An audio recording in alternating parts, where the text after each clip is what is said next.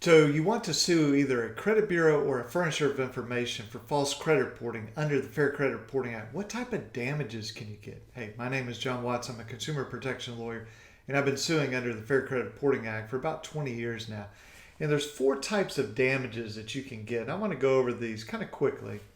The first is mental anguish or emotional distress. So the concept behind this is there's false credit reporting and you have the ability to sue, which usually means that you've done a dispute through the credit bureau and it doesn't get fixed.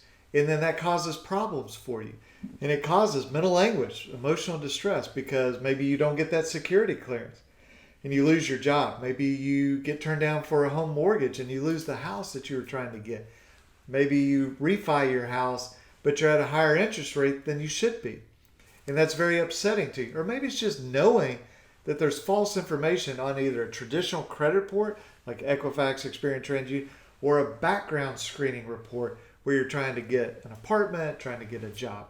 Just knowing there's false information, particularly when you've given them a chance to fix it and they don't fix it, that's very upsetting. And so in most jurisdictions, you can recover for mental anguish or emotional distress. Now there's a little bit of a kind of art and science to how do you get large awards with a jury for emotional distress, and you just have to find a lawyer that has experience doing that. Now, the second type of damage is economic damage. So let's use some of those same examples. Let's say that I get turned down for a promotion because of false information on my credit report, and that promotion would have been $25,000 extra a year.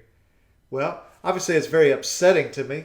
That's damage number one, but it's also economic damage. I'm not making that $25,000 a year.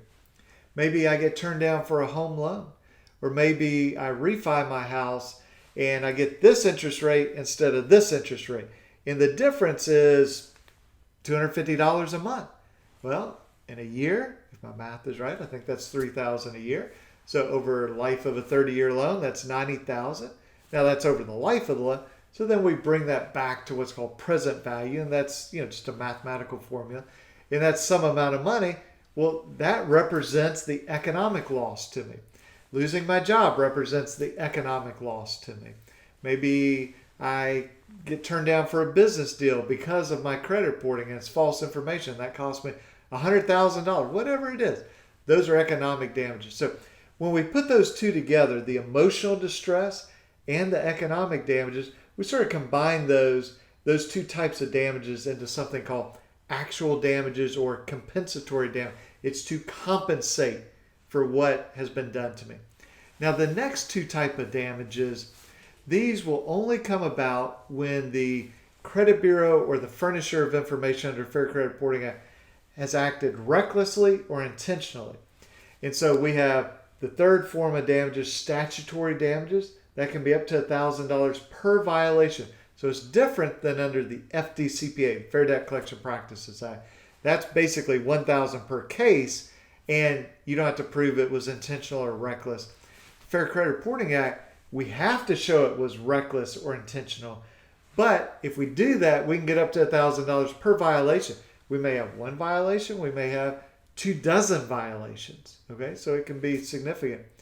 And then the fourth type of damage, so we've got emotional distress, we've got economic damage, statutory damage. The fourth type is punitive damages. Again, has to be reckless, has to be intentional. And if we have that type of conduct and the jury awards punitive damages, they're doing it for two reasons. Number one, to punish the company. So if Equifax does false credit reporting, it's not just negligent, it's reckless or intentional, then it makes sense. They should be punished. Hey, you're messing with somebody's credit report. Hey, background screening company, you're messing with somebody's background screening report that could cost them a job or an apartment or whatever it may be. It makes sense that we would want to punish that company. And usually you'll see it in terms of maybe it's 3 times the actual or compensatory damages. Remember, that would be emotional distress and economic damage.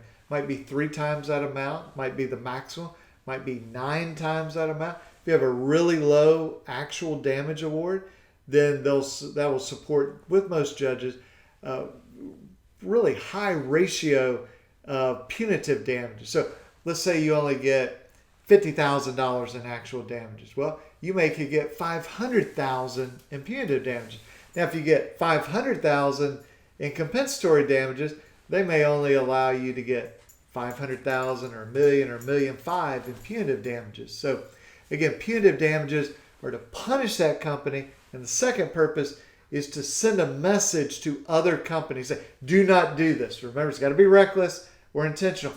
Do not violate the FCRA in a reckless manner, in an intentional manner. Remember what happened to Equifax or Capital One or some debt collector, or whoever it might be. It's to send a message to everybody else. So if you are dealing with false credit reporting, my suggestion is get with a lawyer who does this type of work, a lawyer who knows how to stand in front of a jury, argue emotional distress damages, be able to prove economic damages, whether that's easy to prove or whether you have to hire an economist or an accountant or whoever it may be, and somebody that is skilled at understanding how do we convince a judge first and a jury second that this was reckless or intentional conduct, because we want the statutory damage, we really want the punitive damages.